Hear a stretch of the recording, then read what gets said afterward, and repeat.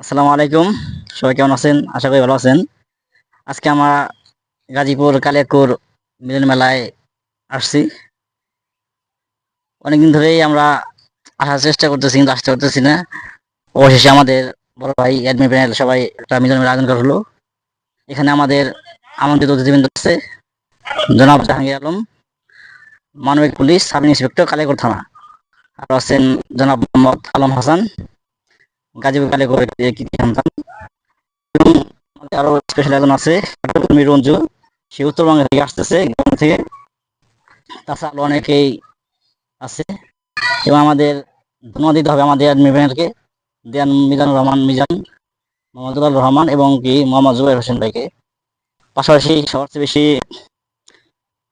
কৃতিত্ব দিতে হবে মোহাম্মদ ফজলুল ইসলাম ভাইকে, যার মাধ্যমে আমি এখানে এসেছি।